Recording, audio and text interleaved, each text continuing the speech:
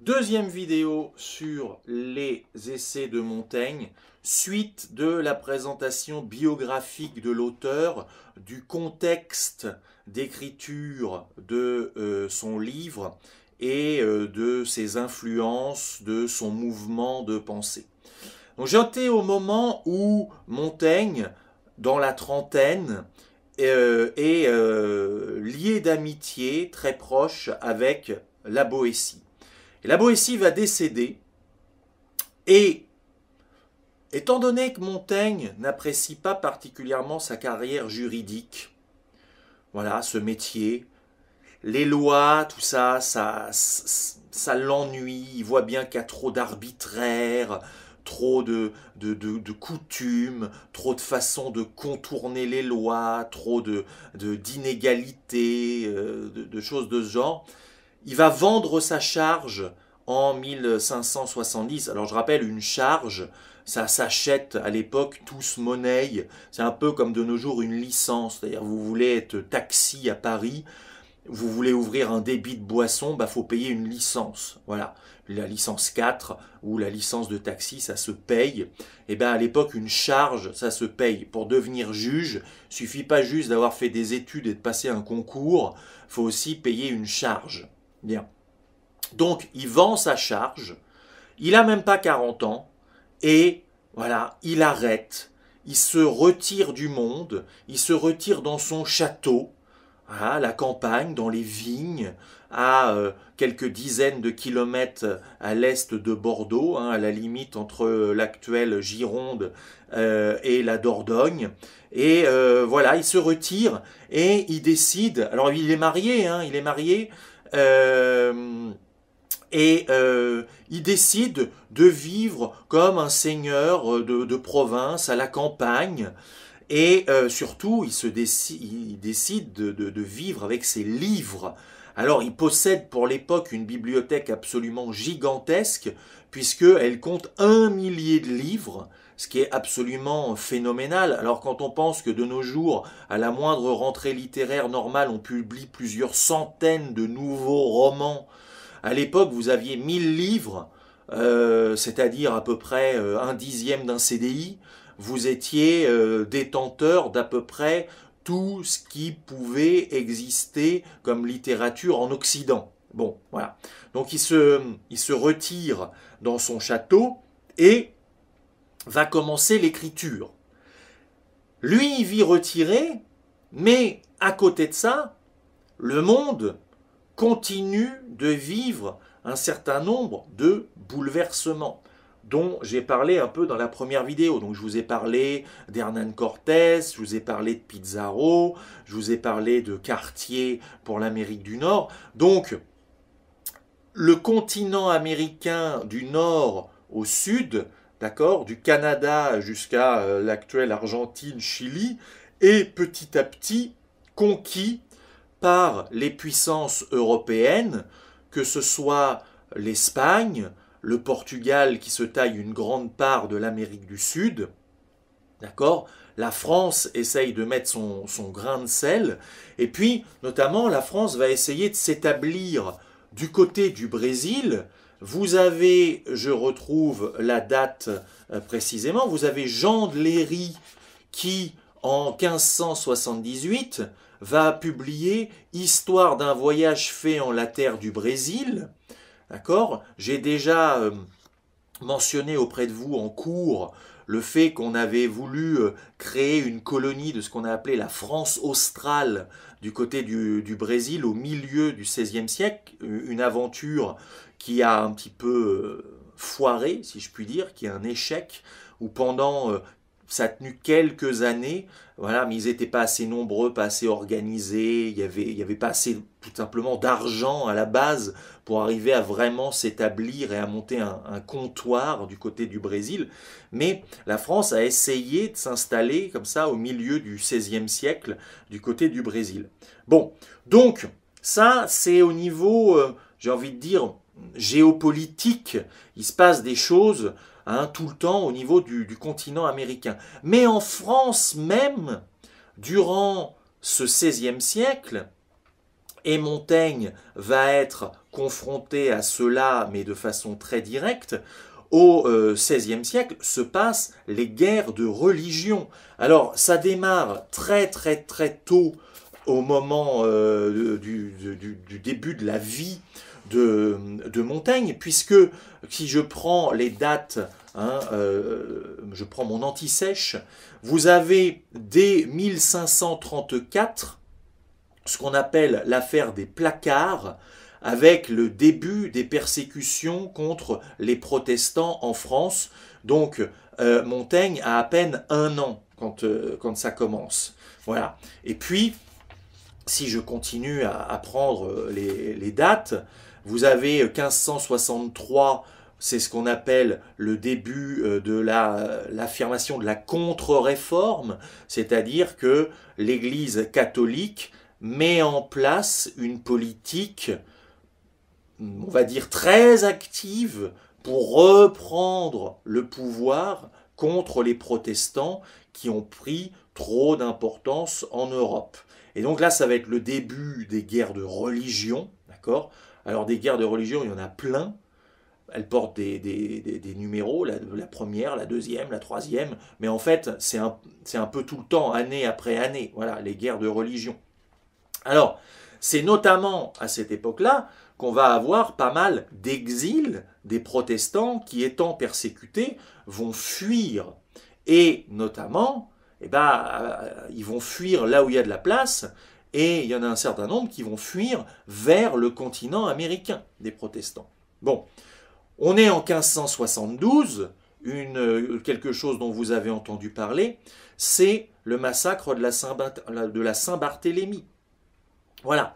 Alors, Montaigne, il est un petit peu loin de tout ça, il est dans son château, il est dans son Périgord, mais il n'est pas non plus totalement coupé de tout ça. Alors, il se cultive, il lit, il édite les textes de la Boétie. La Boétie a écrit des poèmes, la Boétie a fait des traductions, voilà.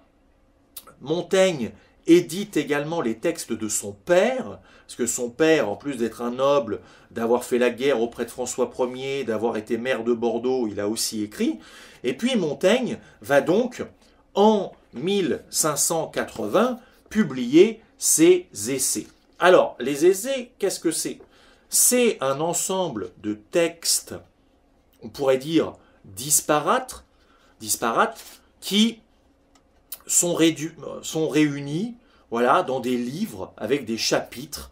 Alors, quand je prends les titres, voilà, si je prends cette édition-là, des essais, j'en ai 57 qui sont réunis dans celui-là. Voilà. Vous n'en avez que 2 à étudier. Et encore, ça, c'est qu'un seul des livres des essais.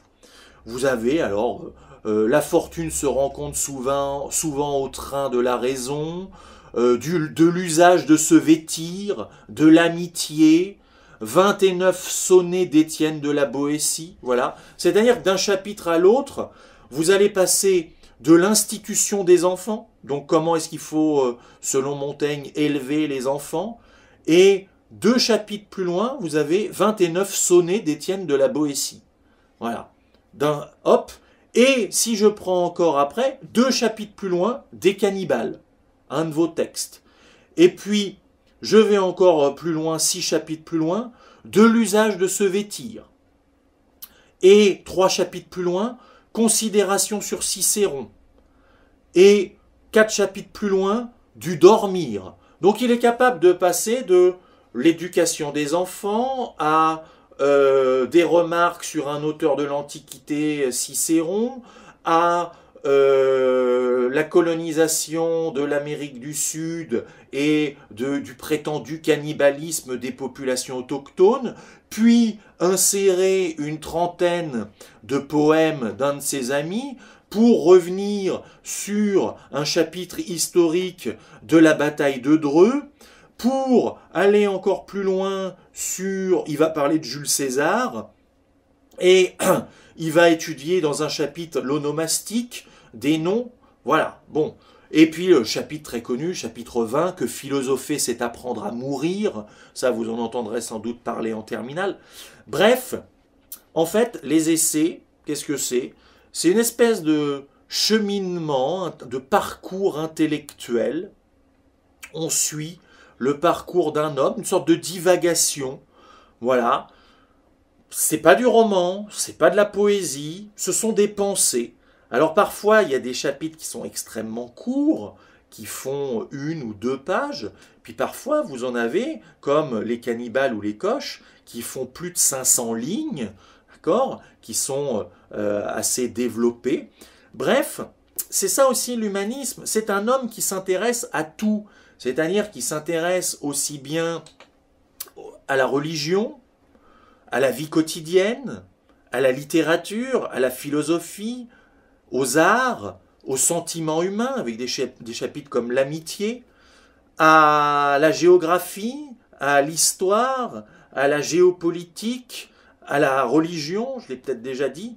Bref, il a un panel, un éventail extrêmement ouvert, et on suit le cheminement de sa pensée, essai après essai. Alors bien évidemment, vous n'en avez que 2 qui sont sur le même thème, mais sachez que l'œuvre d'où ces 2 essais sont extraits est beaucoup plus grande, beaucoup plus dense et beaucoup plus variée. Alors bien évidemment, la difficulté que vous pouvez rencontrer, vous, en tant qu'élève de première, mais qui est aussi une difficulté, par exemple, que je rencontre également. C'est pour ça que je vous ai recommandé cette édition avec une traduction en français moderne. On a besoin d'énormément de notes, parce qu'il faut reconnaître les choses, il faut être un peu modeste. Nous n'avons pas, enfin moi en tout cas, la culture en termes de littérature latine et grecque. Je ne lis pas le latin dans le texte, j'ai besoin des traductions. Je ne lis pas le grec ancien dans le texte. Mila oligo-hellenica, je parle un peu grec moderne, mais je ne lis pas le grec ancien dans le texte, et surtout pas le latin, et je ne maîtrise absolument pas l'écrasante majorité des références mentionnées par Montaigne. Montaigne, très souvent, explique le monde dans lequel il vit à l'aune de connaissances, de savoirs, de lectures issus de la culture antique.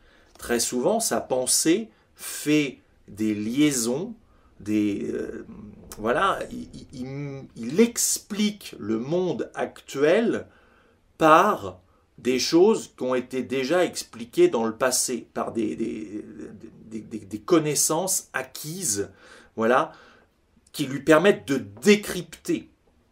C'est ça aussi un peu le travail d'un historien notamment, c'est-à-dire mieux comprendre le monde dans lequel on vit grâce à des connaissances acquises et issues du monde passé.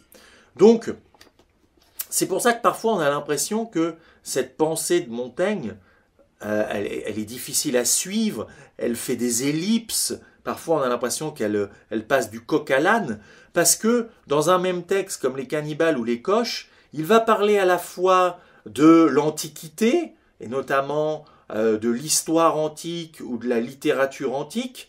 Il va parler également de ce qui se passe en Amérique du Sud, hein, les Indiens, leurs coutumes, soi-disant cannibales. Et il va de temps en temps aussi parler de ce qu'il vit en France et des troubles qui sont en train de secouer la France à cette époque-là, notamment les guerres de religion. Voilà. Donc ça fait une pensée particulièrement complexe qui nous demande à nous, lecteurs et jeunes lycéens, de tout le temps faire des passages du monde de 1580 à l'Antiquité gréco-latine et au monde de l'Amérique. Voilà. Tout ça se mélange et ça donne les essais. On se retrouve très bientôt pour une prochaine vidéo.